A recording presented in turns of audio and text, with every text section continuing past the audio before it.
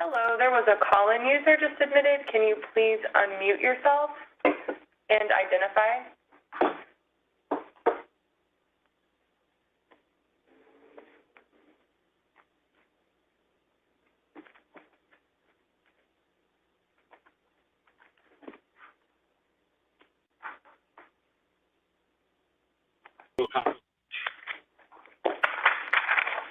Very well. Yeah. Okay, thank you, Will. I'll get you renamed. Sure. All right, thank you.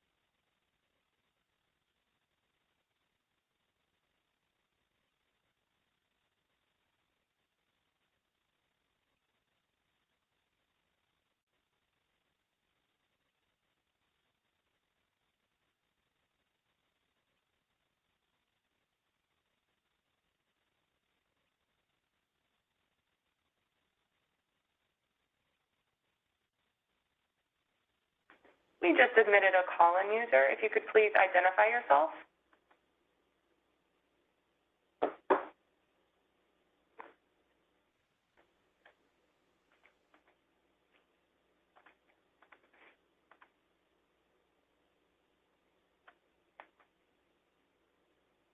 This is Ed Collins on the phone. Okay, thank you. Thank you.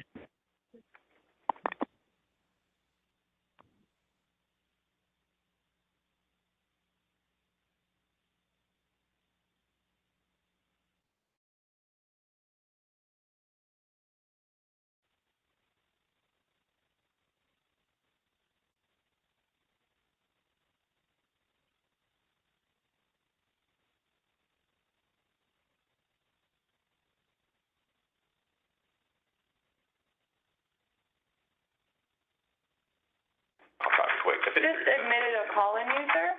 If you could unmute yourself and identify yourself, please.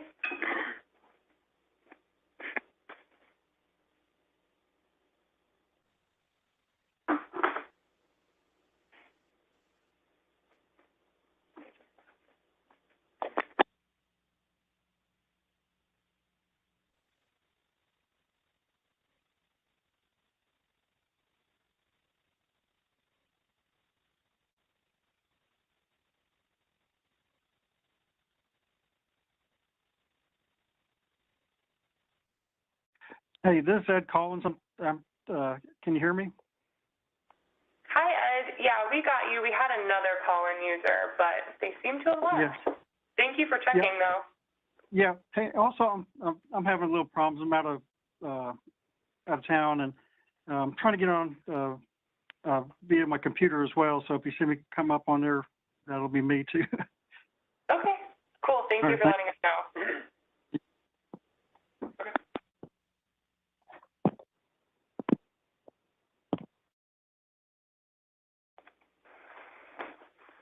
Hello, everyone. This is Chad McCowan at CAMPO.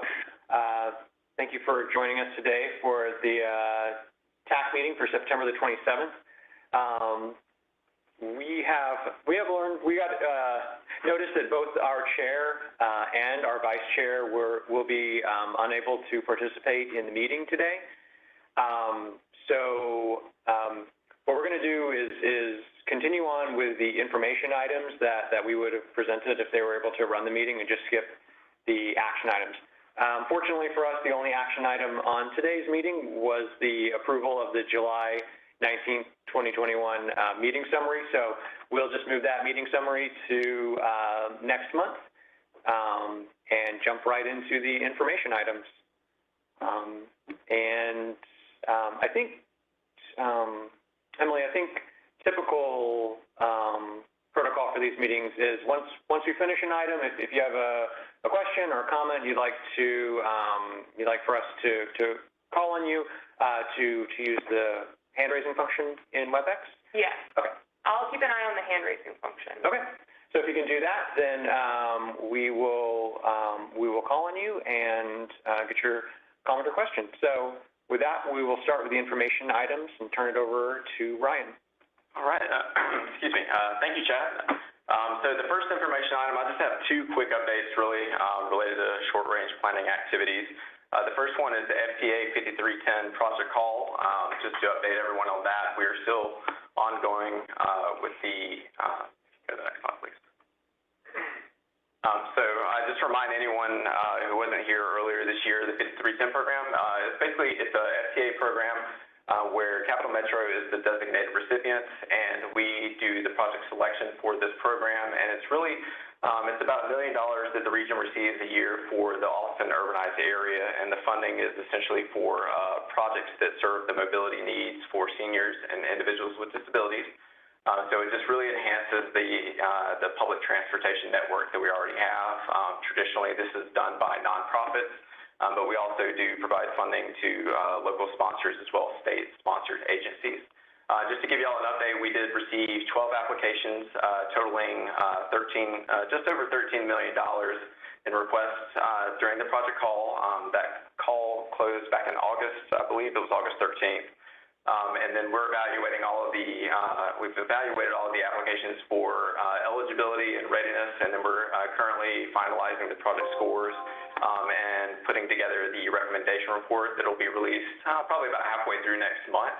And we'll be bringing that back to you, and it'll be an information item as well at the policy board in early October.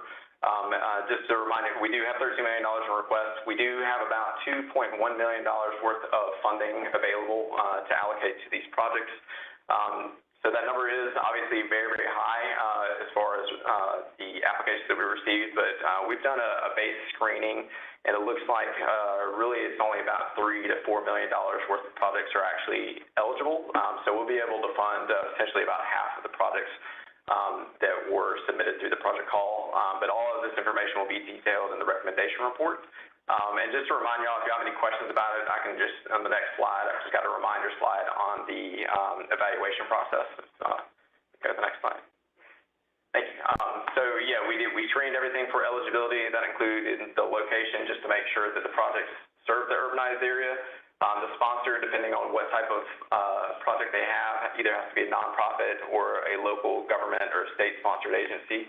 And then we also have traditional and operating expenses that we can refund, or can fund, and so they kind of fall in different categories. But there's information available online, and if you're curious about any what those eligibility criteria are, please let me know. And then the readiness evaluation, of course, includes the budget, timeline, and good standing. And then, of course, the scoring criteria that was approved back in January or February of this year. And this does include the feedback from the Technical Advisory Committee. And that includes that instead of doing a one-year call every year, we do a two-year call from now on. And one other important thing I did want to mention is that normally these funds require a match. It's either 50% or 20%, depending on what type of activity is being funded. But because of the emergency authorization related to COVID-19 back in March and April from Congress, this particular project call does not require a match, which is a big deal, especially for the nonprofits to kind of fund these activities year by year. They're pretty lean operations. They do a really good job, but I think that's really going to go a long way into help serving the needs and allowing them to go forward with the projects. So does anybody have any questions specifically about that? I'll definitely bring this back, as I mentioned, next month with the recommendation report, and I can break down all of the applicants and how they scored and ranked and everything like that. But if you have any specific questions today, please let me know.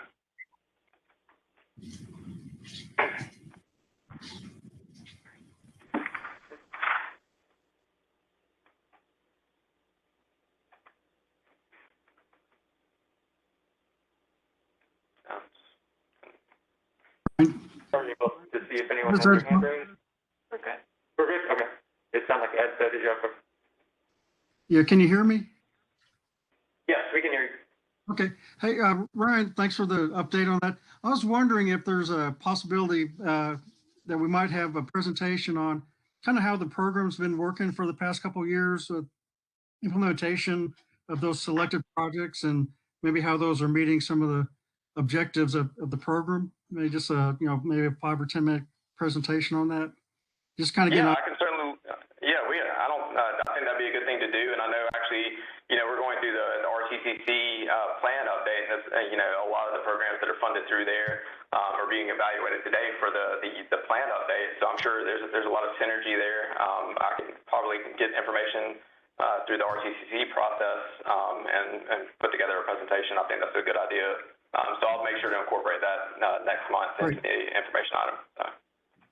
Great, thank you. Mm-hmm.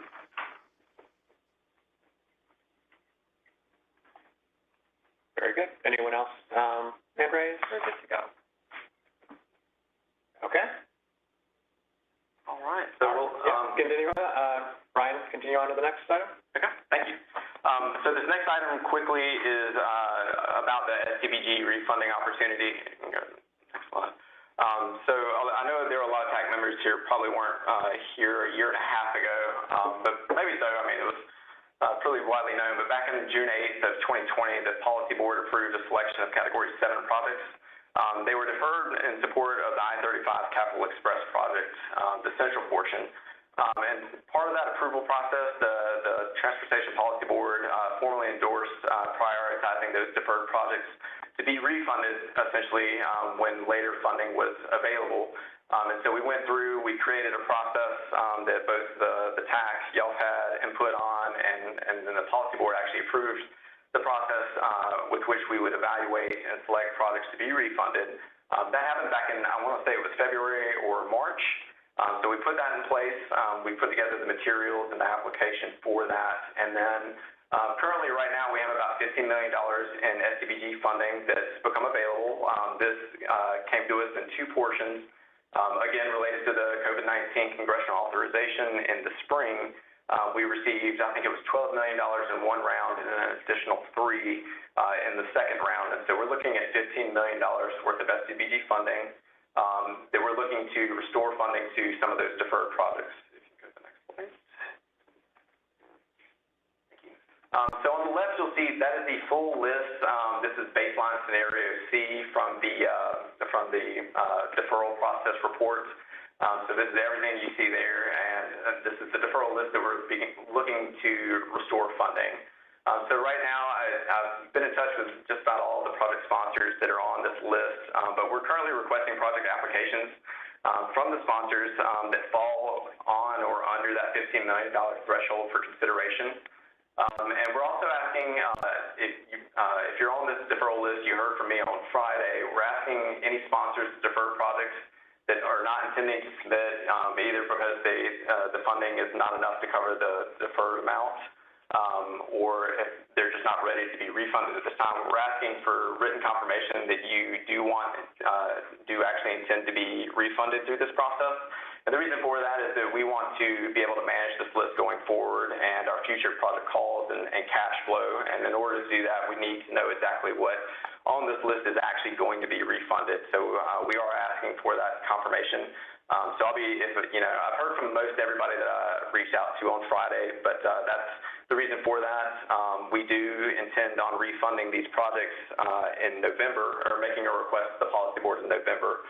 And the due date is October 8th for the applications. And so if you can go to the next slide, actually. So the due date, again, is October 8th at 5, and so we're going to spend basically the rest of October evaluating these projects. And to remind everybody about the process itself, we are looking at readiness first and foremost. So the projects that are most ready to use the funding and ready to go will be prioritized first.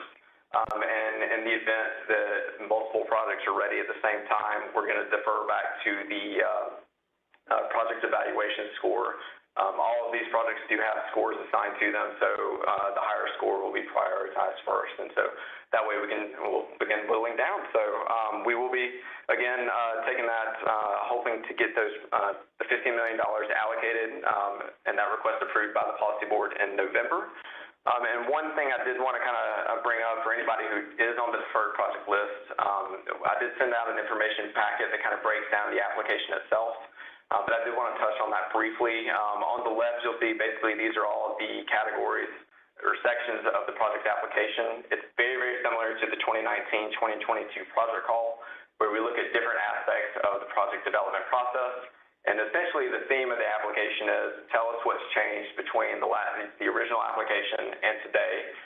Because we do expect, I mean, it's been 4 or 5 years since those applications were filled out, so we do expect there to have been some changes in regards to the projects, and we are requesting updated cost estimates and budgets and if that impacts your project or not. But if you have any questions about that, please let me know. I'm available. And I do, I'm working part-time remote, so I do want to ask if anybody does have any specific questions outside of today, please email me. We can set up a phone call or anything like that. But yes, so that's basically the gist of it. We're excited about getting that deferral process going and starting to whittle down on that. And yeah, so I'll stop there and ask if y'all have any specific questions about the process or the deferral list or the funding amount.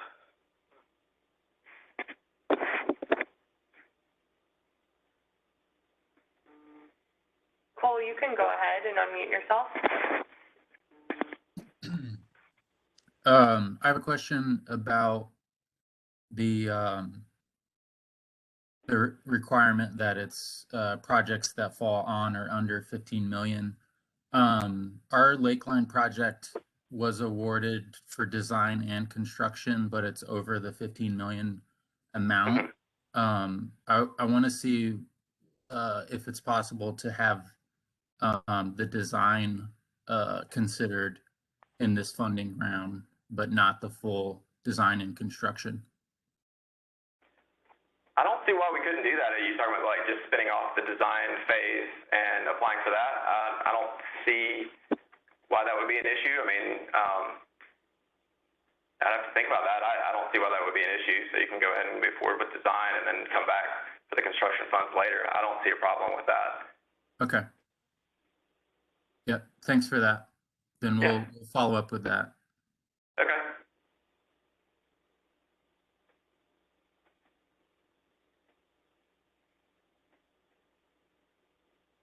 See any other hand raised? Do they rise to the top there? They do?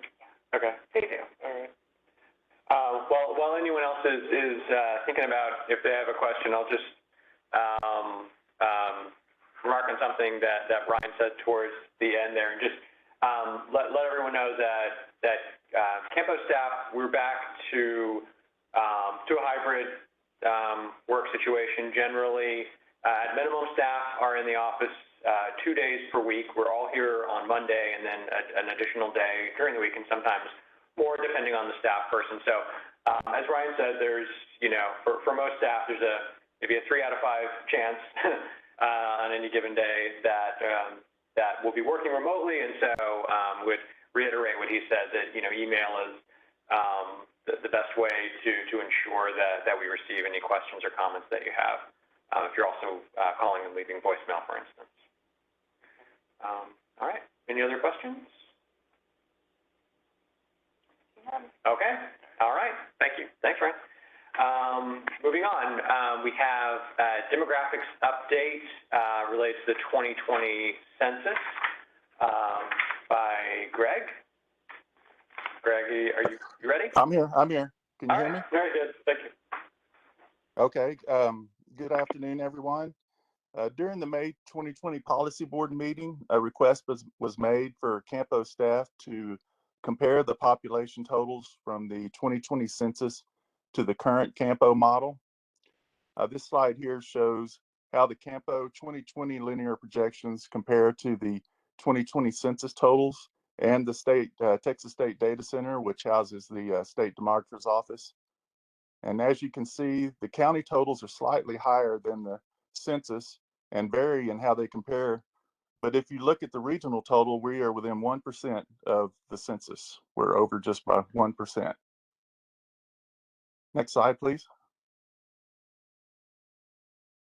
This comparison shows how the model compares with the census if you project the 2020 census totals out to 2025 using the yearly population growth between 2010 and 2020. CAMPO totals are a little bit lower, but are still within 8% of the 2025 linear census projection. Next slide, please. This slide shows how the last three CAMPO models, which were the 2000, the 2010, and 2015 base year models, which is our current model, how they compare to the projected population totals out to 2045. This was done by using the forecasted population totals from the past models and comparing them to the actual growth trend from 1990 to 2020. As you can see, we're doing very well with the projections and are maintaining a decent trend between the linear projection and the modeled forecast. And I'll be happy to answer any questions if you have any.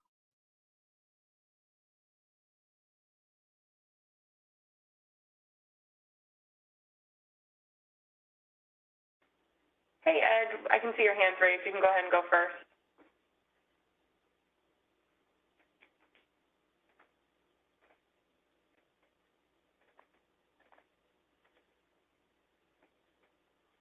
I think you're muted, Ed Collins.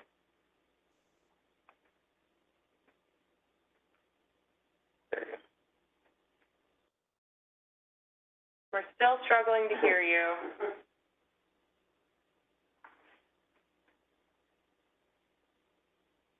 While you get that figured out, I'll go ahead and let Cole Kitten go. I see your hand is raised. Thanks. I have a question.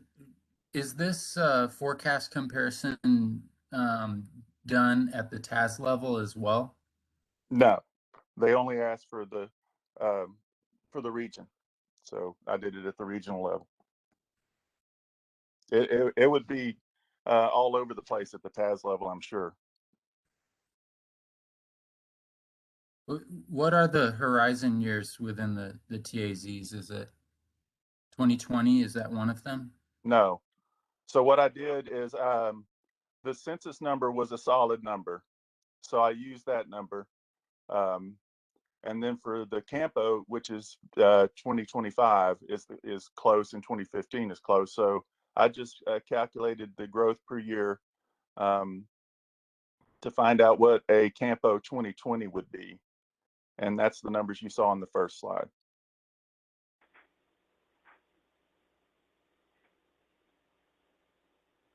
Okay. Do we have any plans to look at the TAS level comparison as to what our 2025 or 2015 base year look like in comparison to block level summaries by TAS?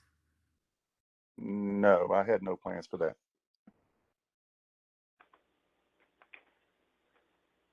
That's getting to a pretty fine grain.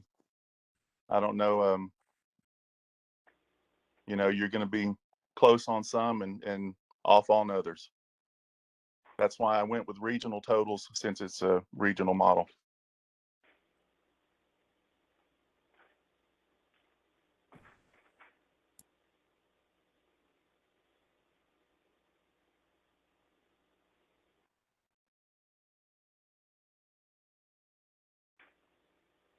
Okay, it looks like Cole lowered his hand. Ed Collins, do you have working audio now?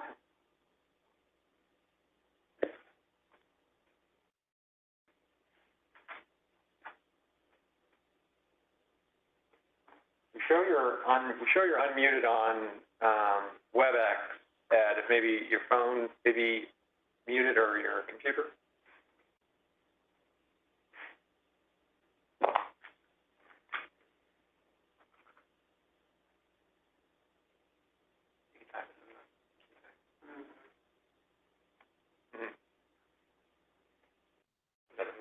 That's available, right? The chat window? I don't think chat is. Okay. Let me double check. on the task. Okay.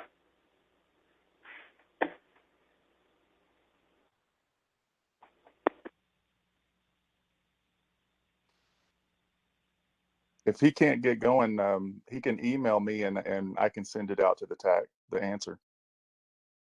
Okay, we were just suggesting that, Exactly. Greg. Yeah, there you go, Greg. Yep. If that's okay with you, Ed, hopefully you can hear us. Any questions you might have, you can send to Greg, and he'll make sure it gets out to the TAC. All right. Okay. All right. Thank you, Greg. Okay, so moving on to item 6. This is a presentation of planning for emerging technologies by TxDOT Austin District. And we'll hand it over to you, TxDOT. Thank you. I do have an updated slide deck. Is it possible for me to share my screen here? Sure. Just give me 1 minute to unshare my screen. Thank you.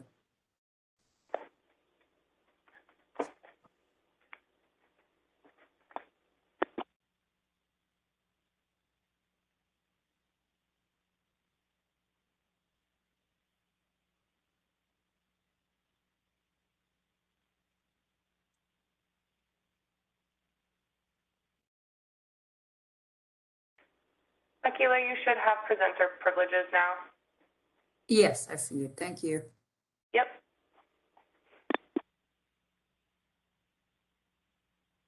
I guess I'll go ahead and start off real quick as Akila gets her presentation up. This started as a actual casual conversation between Ashby and I, and we were discussing about the number of vendors and technology and it's approaching us about getting access to our right of way, implement all these different types of technologies for traffic management and operations and data sharing and whatnot. Want to go ahead and start the presentation, Akila? Yes. Are you able to see my screen? Yeah, just put it in presentation mode for it. Let's see.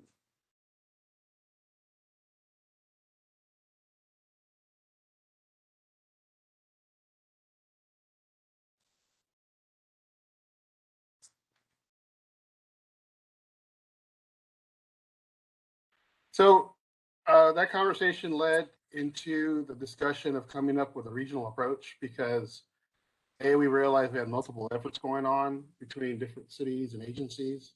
And secondly, it kind of helps us have some continuity as far as implementing this stuff. So the objective today is not to present every emerging transportation related technology, but just to gain understanding a sheer number of technologies coming on board here. Ironically, tomorrow and Wednesday is a conference all about that. It's called Move America, and you're going to see all the different number of technologies and vendors and everybody with all these great ideas about autonomy and traffic management and V2S technology. And so everybody's really trying to leverage that market. And so, so today we're just going to try to give you a good idea on the number of players in this whole thing. And again, today's not, the understanding is not to learn and understand how it works, but possibly glean the potential benefits of implementing these technologies. So what is our objective today? This basically to demonstrate the necessity for a regional plan and partnership to implement all these different technologies in a collective way, because if we do this individually, this can cause interruptions between services, between different entities, and cause possibly more harm than good, and from an operations standpoint. Also, just to understand what the advantages are as city and state agencies when it comes to transportation, how this can really help us in the future. I've always told our folks every benefit of these technologies have to go through 3 main objectives, and that's to improve traffic safety, traffic operations, and traffic management. All the other bells and whistles when it comes to data sharing and charging and all these other neat ideas, those are all definitely secondary idea, benefits and objectives, but those are our three main objectives. So today we're going to just kind of, as an overview, go over and what emerging technologies there are, present a regional, present the regional incentives and potential approaches, and then we'll wrap up our discussion and take any questions that you have. At this point, I'm going to hand it over to Tequila and Aquila, sorry, too close to the weekend, I guess. And she's going to talk about the various technologies. Mike, so this slide here kind of gives a simplified view of what emerging technology is. So basically an overview of emerging technology. And we've been hearing a lot of different terms from different folks. So this is just a simplified version. You can broadly categorize emerging technology applications into three buckets. Now, one that's related to vehicles, another that's related to the infrastructure, and the third that's related to data management. When it comes to vehicles, it's primarily led by the private sector that's actually manufacturing these vehicles. So building cars with different levels of autonomy, building cars that can connect with other cars and connect back to the grid and so forth.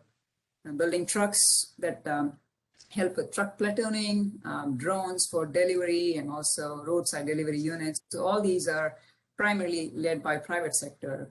But when it comes to infrastructure, that's where a lot of the government agencies have a big role to play in providing things like dynamic and static electric vehicle charging stations, installing roadside units like ESRCs, having machine-readable signs and payment markings or embedded sensors on the payment. So this is just some examples of how infrastructure needs to be upgraded to meet the future emerging technology needs. Now, once we have the vehicle and infrastructure in place, then they start communicating with each other. And this communication happens every minute, every hour, every week, every day, and so on. So we have a massive amount of data that needs to be managed now, and that's where the data management piece comes into play. So you have all these data platforms and applications that have been developed to manage this data, store this data, and also disseminate some important information to road users. So that is an overview of emerging technologies. And this slide here kind of talks about how these technologies could potentially have system-level impacts. The first one that I want to point out is safety and mobility changes. So when you think of 100% autonomous environment, these cars are connected to each other, communicating with each other constantly. And so there's a lot of potential to avoid crashes that are happening today. So with that, there's a lot of safety benefits, and that's one of the primary motivator for agencies like TxDOT. We have a Road to Zero as our goal to go after these emerging technologies. When you look at mobility changes, the headways between cars can be reduced significantly if you're working in a true autonomous environment. And with the reduced headways, the traffic density increases, which means you can actually fit in more cars in reduced number of lanes. So that increases your mobility and operations overall. So that's another change that can help all of us with we're dealing with. There's also travel behavior changes that can come into play. So with autonomous vehicles, you can drive or ride comfortably on an autonomous vehicle for a long distance trip. So which means more long distance trips could be made. Or you might have a younger population or older population that are not making those trips today who would use these technology applications and start using these cars to make their trips. And with those changes, you're sure to see some land use changes. So when you think of mobility and improved operations, one might want to think that the number of lanes is going to go down, so the roadway footprint can potentially go down. But on the other hand, when you think about the travel behavior changes, you might actually end up with more trips than what we have out there today. So we might have to preserve the existing roadway as is. And we're also seeing a lot of parking lots coming up, electric vehicle charging parking lots coming up along the roadway infrastructure. So there's definitely a lot of land use changes to be looking forward to. Socioeconomic impacts is another factor. So with autonomous vehicles in play, we might see more folks moving out to the suburbs and feeling comfortable with making those long distance trips. So that could result in some cost of living changes. And again, the question of equity, will these high technology applications be available to all is another question that needs to be answered. And then the last question is, of course, data privacy. When you share data between private and public agencies, there's a lot of concern about road user data privacy. That's another whole issue that needs to be addressed. So there are several different ways in which these emerging technologies can have a huge impact on all our lives. As Mike mentioned earlier, and I'm just going to go through some examples of some of these emerging technologies.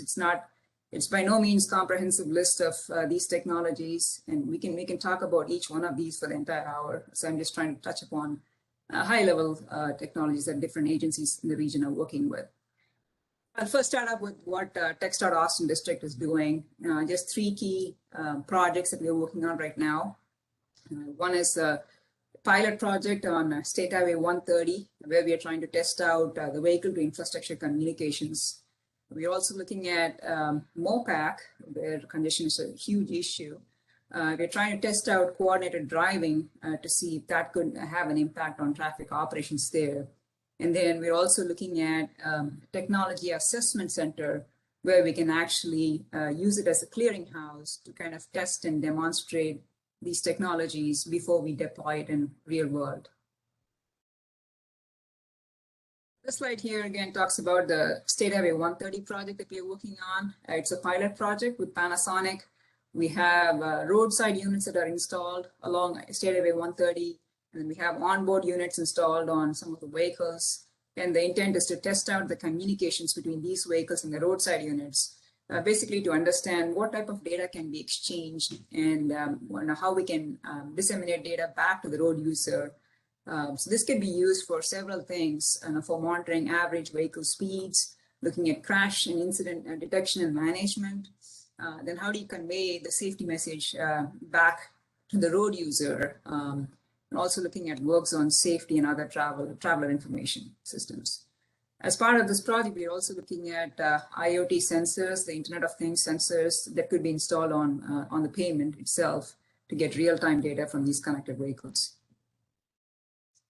Next project that we are working on is the MOPAC pilot project. So here we are looking at potentially, testing, what does converting one of the lanes to an exclusive CAV lane do for operations on MOPAC. So the idea here is to use the coordinated adaptive cruise control that's currently available in some of the autonomous vehicles to see if the car platooning on one of the lanes can help improve operations in other lanes as well.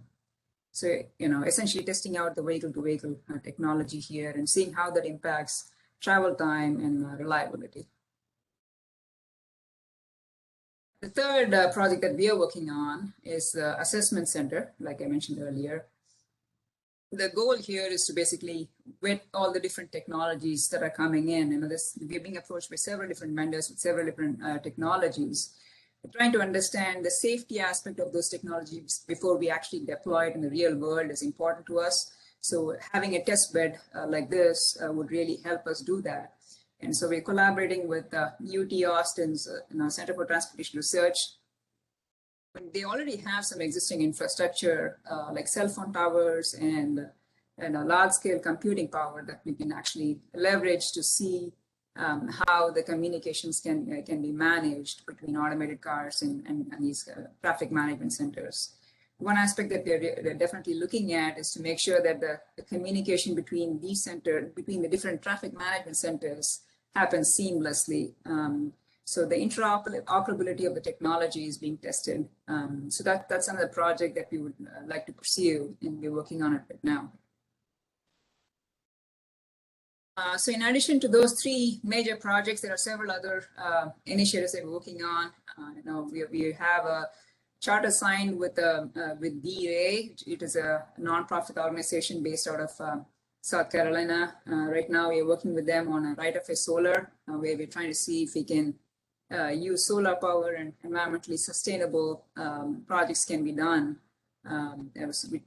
Those solar panels will be installed within TxDOT right of way to see if we can get solar energy for other applications. We're also partnering with Autonomy Institute and looking at ways to install pins within our right-of-way. So those are some of the work that's being done by TechStart Austin District. I have a few slides on what CTRMA is doing right now. They're focused on 5 different areas. I'll just step through them one by one. The first one is connected vehicle communication systems. Here, the goal is to see how the traveler information can be effectively communicated to the road user, either through mobile phones or through connected vehicle systems. So this is a pilot that CTRMA is working on. They're also working on advanced traffic information management. Currently, the agency is transferring their traffic management systems over to Lone Star. Lone Star is the platform that TechStart is using. So when we use the same platforms, it's easier to communicate between agencies and pass on information for the entire transportation system as a whole. A Waycare crash detection system is being used by CTRMA, and we at TechStart are also applying to work with Waycare. So again, another example of collaboration and trying to use the same vendor here for data management. Wrong way detection systems, I think that's a big success that CTRMA has had by installing those. And likewise, TechStart has also installed several wrong way detection systems on our system. Other initiatives from CTRMA, data and analytics, they're trying to build cloud-based data platforms to essentially centralize all the toll and traffic data that's being collected on their systems. They're trying to modernize their toll systems, trying to expand the different payment options and minimize toll leakage. Also, they're looking at customer satisfaction and behavior analysis and trying to use high-end applications to support those efforts as well. One key initiative from CTRMA that I want to point out is they have actually partnered with Leander through an intergovernmental agency. They have an intergovernmental agreement with Leander for doing drone incident investigations. So Leander will be providing CTRMA drone services for along 183A for about 5 years. This is a great success story. So recently, CTRMA, through this drone investigation program, was able to minimize the number of lanes that get closed for an incident. And because they were able to minimize that lane closures, they actually saved close to about $50,000 just for that one incident. So it's really a very successful program that's being run by CTRMA right now. So those were some slides on CTRMA. We have a few slides on what City of Austin is doing. So in 2020, City of Austin formed a team called Infrastructure for Advanced Services team. So it's a team composed of folks from different departments within the city. And their objective there was to develop strategies to deliver on emerging technologies like edge computing and smart city technologies. They already have several pilots going on in the drone arena, the unmanned aerial systems arena. They have pilot programs for their search and rescue efforts, aerial reconnaissance, construction projects, surveying, and capital infrastructure inspections. So they have successful pilots running in that area already. They actively collaborate through Texas Innovation Alliance to kind of collaborate and understand what other local, regional, and statewide agencies are doing. City of Austin is also in discussion with other vendors for works on data exchange feeds, and Regio Adapt, which is another data platform that collects information from connected vehicles. So this slide here kind of shows all the different roadside units that are already installed within the city in the downtown area. The idea here was to develop a framework to test the vehicle to infrastructure communication system, where they can kind of define what type of technologies will be needed to gather, transfer, and store data in the future. There's a list that's provided here. They already have about 15 DSRCs, 2 cellular vehicle to everything systems installed, and also 4 dual DSRCs installed. That's overview of just what 3 of the several agencies in the regions are doing. And just between those 3, you can see that there's a lot of overlap that's happening. Different agencies trying to use drone applications for different use cases. We're all trying to install roadside units and onboard units and test the communication systems. And the final goal is to kind of establish a connected infrastructure. So it's again what all the different agencies are doing. And in addition to that, we are also working with the same type of vendors, Waycare, Vigio, and Autonomy Institute. These are all the vendors that these 3 agencies have been working with.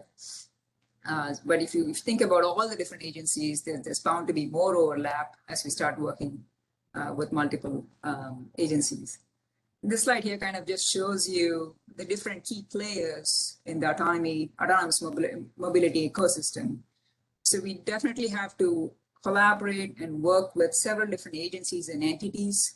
So it definitely serves as well to take a regional approach when we are working with all these different entities. So with that, I think I'll pass it back on to Mike. Talk about needs and benefits. Okay. So the proposal today, as I discussed with Ashby and getting out in front of y'all, is to go with a regional approach. And so, again, some of the needs and benefits are laid out with this slide. You know, as we go from cities all the way to counties and state agencies, we can come up with an inclusive policy that goes from local roads all the way to interstates. And we can definitely define all the needs for all agencies and come up with some great goals and policies as it pertains to implementing all these emerging technologies, which will help us really with our regional ITS plan to come up with some type of strategic regional deployment of these technologies and have these phased programming going into our projects. That way we have a standard process to vet every vendor, and we can kind of standardize how we're going to implement and plug and play each technology. And once in place, it gives us kind of a platform through our ITS regional plan to share this data to really optimize the things we've been talking about, whether it be traffic safety, operations, or management, and especially incident management when it comes to that. It also gives us a means to be a living document, to have to kind of calibrate anything that we implement. And we have a group or a task force within CAMPO to always be revisiting and recalibrating how we would implement that. So what if we don't do it? Well, the first thought is, you know, we go play with all these toys and they don't work. And so we spend a lot of time and resources looking at these different technologies and really don't pan out the benefits that we thought. So there could be, and there might be even right now, some wasted effort and resources where we collectively looked at them and vetted them in a very systematic way. We can kind of weed out those things that may not work and push forward with things that do work. We can actually phase in, because it's so overwhelming, all the different technologies. We can kind of glean off the top the ones that provide immediate benefit and some things that may provide long-term benefit, benefit, or need longer-term evaluation. By doing this, well, we understand that we can kind of hedge our risk in that standpoint collectively.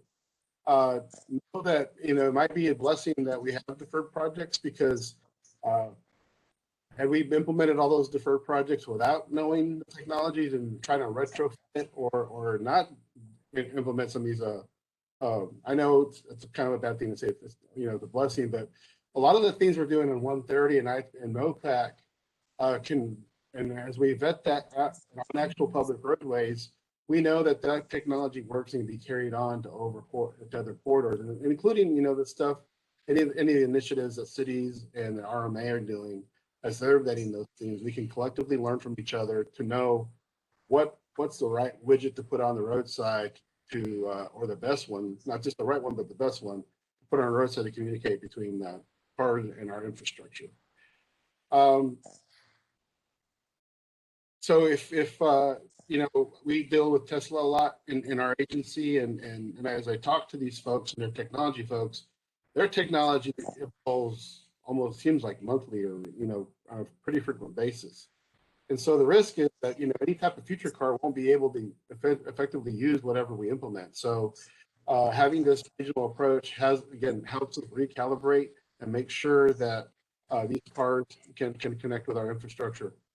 And so if we do it, again, we lose all the potential of benefits of improving our travel time, our safety, and our operations.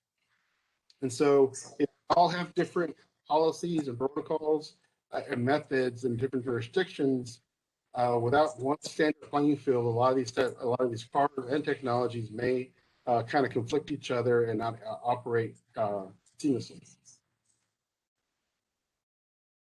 So as you've seen, probably nationally, there are centers, and probably the most, the largest and most cutting edge facility is SunTrax, developed by the Florida DOT and the Florida DOT Turnpike. It's all dedicated to research and development, testing of these emerging technologies in a safe, controlled atmosphere. You can say the same about the American Center for Mobility. It's unique in its purpose-built facility focused on testing and validation of self-certified connecting CAV vehicles and other mobility technologies. And so what we're proposing regionally is the University of Texas, of course, came up with a concept similar to this. And so it's kind of uniquely positioned. They're talking about the research campus on Burnett Road, the J.J. Pickle. It's kind of uniquely positioned because it's kind of positioned in a metro urban setting. And so you can get controlled, road, simulations within the campus. And as it goes outside of campus, they're talking about a tiered approach on going from local, urban to interstate type conditions. So again, we have a platform to implement this, and the platform would be the Austin Regional ITS Architecture Plan. It's already kind of it always brings us together already. So there's kind of already that cohesive long-term plan.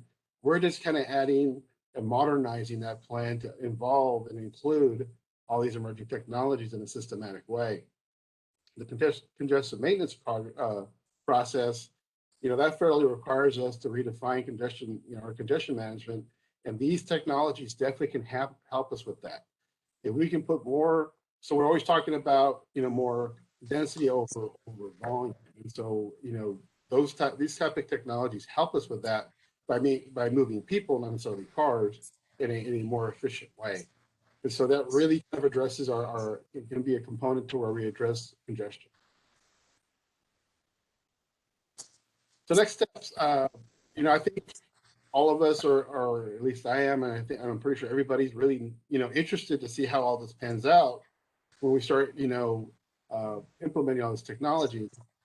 So I think that commitment to collaboration, I think we're uniquely positioned to really implement the future. And we have a great platform in the ITS regional plan.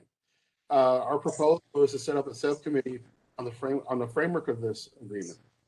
And so basically be a regional review plan. And initially, as we start up, we would initiate that committee, policies, look at regional needs. First, we define the needs and see which emerging technology looks attractive and develop a plan around it. I mean, as I always tell my folks, as they start getting really involved and excited about these technologies, at the end of the day, if it doesn't serve traffic safety, operations, and management, these are our needs as agencies. And so we need to have a smart, this committee can come up with a policies and approach to really implement that on a regional basis. And then secondarily, look at all the data management and all the data that it provides and the advantage of that. And so we can also come up with recommendations on how to manage and invest in it. Per CAMPO's members' recommendations, we can try a tiered criteria to test each technology. If the University of Texas vetting assessment center comes online, that can definitely be an option for us to use regionally to vet all these technologies in their assessment center. And of course, the capability and maturity, that's all based on this plan.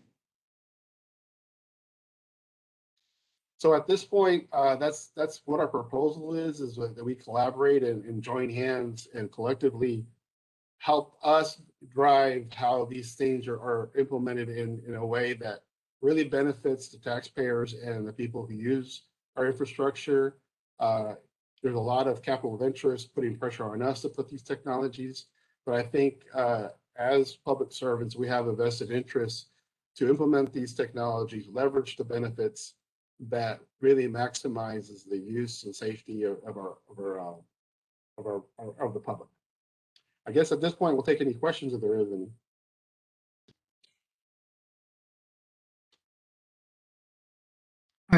Ed Collins, can you hear me? Yes, sir. Hey, Mike. Thank you for the presentation. It was really thorough, and there's one thing I'm getting some feedback on my part, so excuse me if I stop for a second. But privacy issues, it used to be like when we started talking about toll tags, there was a lot of people, I'll say a lot of people, but some people came and talked about the privacy issues. I just wonder if that was something that was being considered in your committee's work. That would be a very hot topic with this committee. So I have a lot of vendors that want to even just leverage a utility permit to basically put roadside units that would basically extract information from riders, which I inherently in my gut feel that that's definitely a privacy issue. And not only would it be a policy issue for us, that same issue is being brought forth, state legislatures and all the way up to the federal legislature.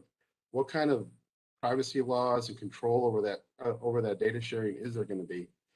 When I talk to folks like GM or Tesla, I assure them as a state agency, all I'm concerned about is making sure that car stays on the road and stays safe. I'm not interested in the driver's social security numbers or anything of that private nature. And so that's why I think, putting collective rules together as a region is important. That way we protect the private citizens from being, hacked or spoofed in any way to keep it safe and private.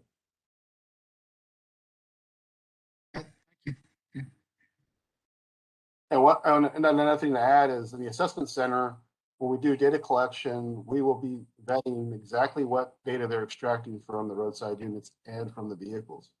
That way we have those policies to see what they're trying to extract and try to limit that.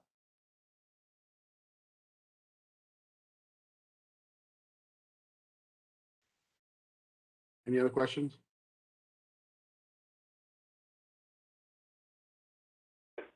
Mike, this is a follow-up to Ed's question. So in addition to the privacy issues that I think are inherent to what we're talking about, we also, as we develop these policies going forward, we need to think about the asset that's sitting there, and that asset is the information itself. So these firms that are looking to come in, they're not looking to make their money off selling hardware. They're looking to make their money off data and selling data.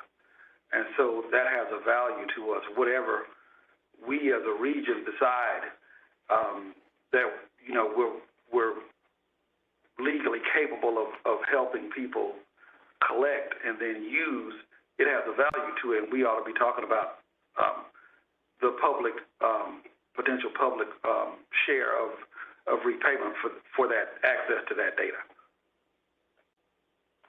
Correct, Ashby. So alternative revenue generation is definitely a conversation that we have to have regionally. And you've got the same people trying to call you, Ashby, trying to get on the right of way. And you're exactly right. People are in the information business. And so we need to so one thing that I'll share with the group is we had a meeting, the Austin District, with Mark Williams and all the things we're doing. And one thing he emphasized is whatever we do has to have a good business case, not just for tech stuff, but for the public. And so we need to strike a deal that's not only good for the private sector, but also the public.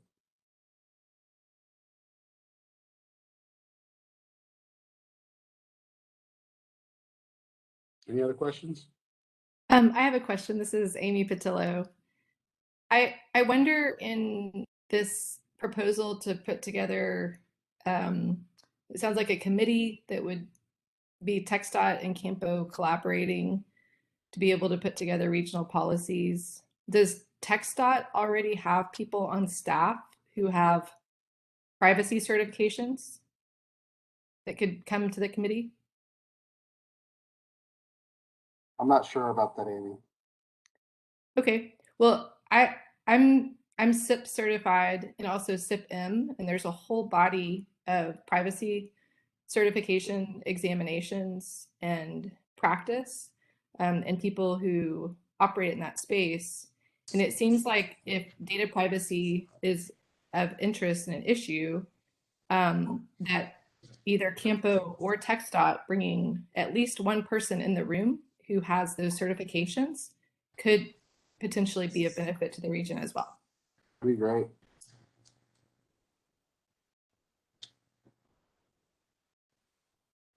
And I don't want to predetermine the path we go, but what I can envision the committee saying is it work first. If it doesn't work, then we throw it out. But if it works, then is it private, right? So we would probably have kind of a tiered, mousetrap to try to capture. Right, and the SIP exam especially tests people's, like, there's a giant body of law and procedure that is being tested, and it also actually tests your ability to come into different scenarios as a privacy professional and assess what privacy issues might exist and help people consider trade-offs and alternatives. So getting privacy professionals involved earlier rather than later can help avoid going down pathways that use a lot of time and energy and resources that were unnecessary because it's just not even something you can do under the law. Or it may also help with TxDOT identifying or CAMPO identifying policies that would be beneficial at a statewide level and to be able to take those to individuals who may be able to get those into law. So correct. I mean, I didn't mean to say that we didn't need them at the table, the initial part. We need them as soon as possible. I'm talking about a vendor trying to go through the process. That'll definitely if it works, check, and then it's a private check kind of thing. But we definitely need people like yourself at the table to kind of gear us goofy engineers the right way. Make sure we don't go somewhere we're not supposed to go. Yeah, well, and you may want to look for people who have a SIP-T, which is the technical one. There's a number of different exams that this privacy organization administers, and the SIP-T is one that typically is someone who has a technical engineering background, and they also have taken the privacy exam.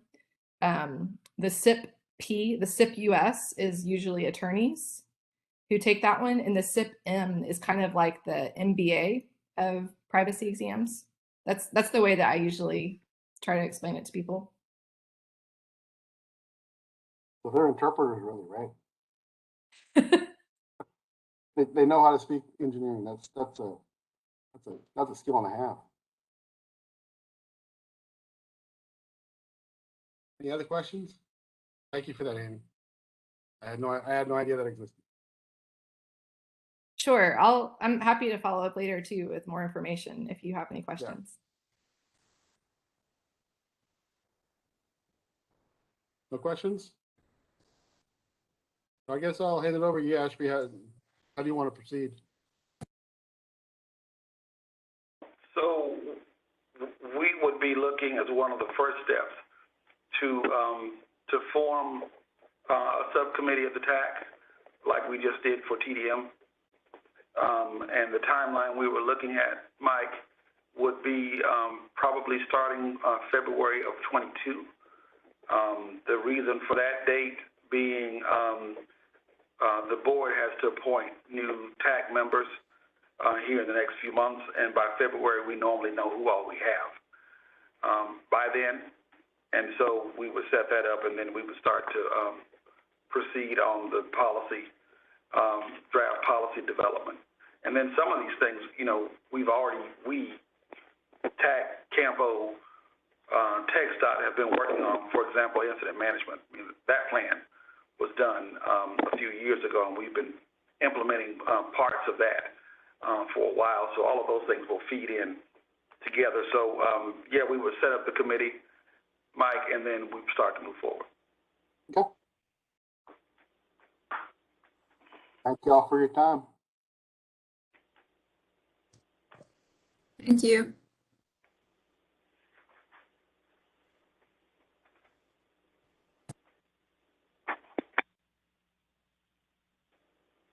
All right, so moving on to a report on planning activities. Really, the only thing I have to report on is that we made the changes for the corridor studies presentation, specifically to the map and the list of projects.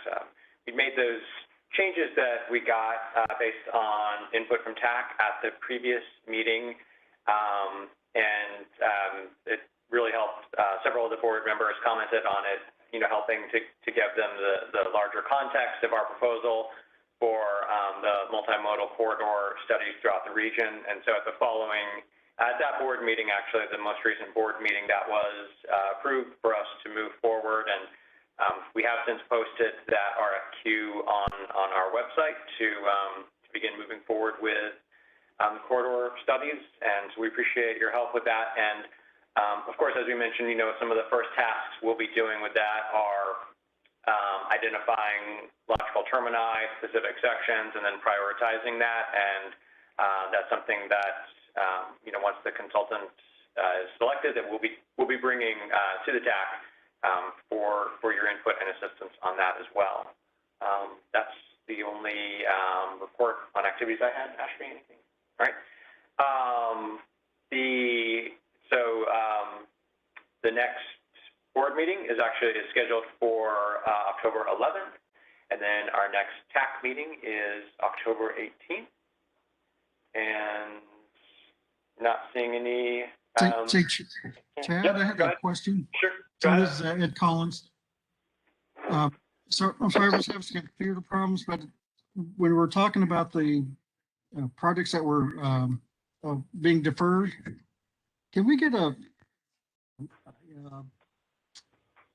report on those projects that have been no longer funded, as well as those that are still to be funded? And then however amount of time is it going to be that we can have another call for projects?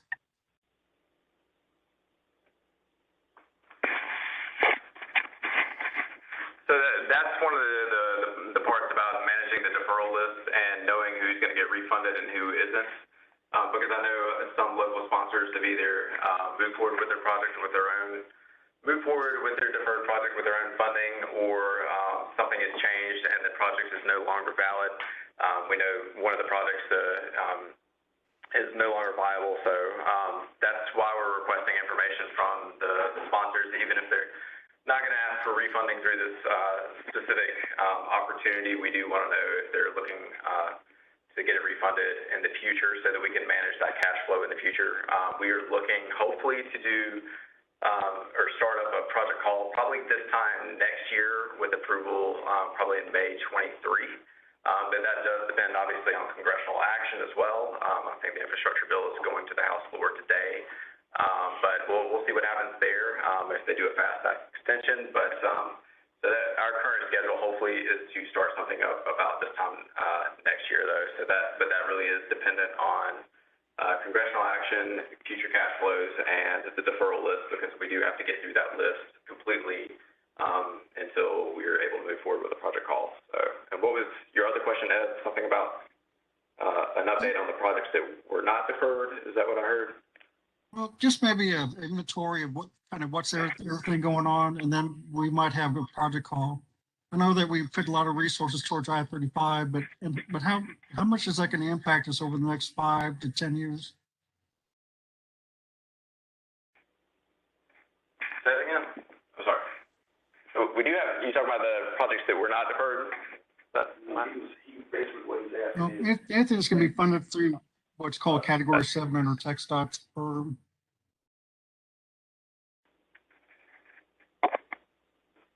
we're going to more. yeah, he's wondering when we might have a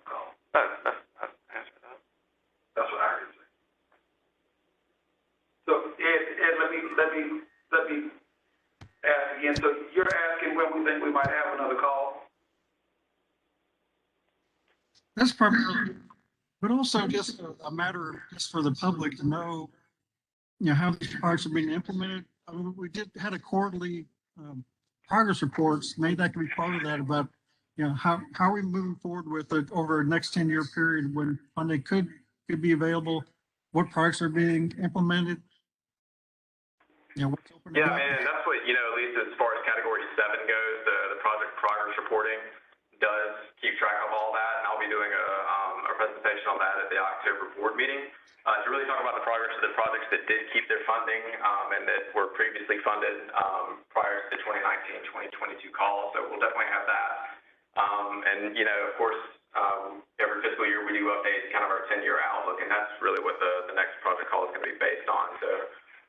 And then we can, of course, get with TxDOT, they're updating their UTP every single year, so that kind of gives you that outlook there, because I know the majority of the deferred projects were TxDOT projects, and so that's kind of, we can get that information from them on when they anticipate kind of projects coming back in, but, it's all just, but, yeah. And right now, Ed, we're thinking next year will be the earliest for another call for projects when funding will be available, but 23 would be the latest. Okay, thank you. Ed, while I got you on the phone, I would like for CART to come to a future board meeting. One, to talk about the new station that they funded, so they can see one, that it's up and running. And also y'all can get credit for, coming out of the gate fast on that and being the first ones to get something done with the money that was allocated in that tip call. Second, I would like for, somebody, Dave Lyle, to talk about sort of the long-range plan for CART service. And what in particular would be interesting to me is if we can link some of that service to the new things that are coming up. For example, the Tesla plant that's over off of 969. And also if this deal with Samsung near Taylor is coming up, y'all are the ones that have existing service out in that area, so I would also want to hear about, service that's out there and how that service might be improved going towards that plan. Yeah, sure. Maybe in a couple months, we did see some funding from TxDOT to do a short-term development plan. So that'll probably begin in the March timeframe. So we'll be happy and talk about all those efforts and how we're going to try to do planning. We're kind of still a poor agency, and the ability to implement some of the things that are in our plan, or it's more of a blueprint. But the time frame when we'll be able to do those with the amount of funding that we're receiving, it's definitely a challenge. But we'd be happy to come in and make a presentation. Okay, thank you.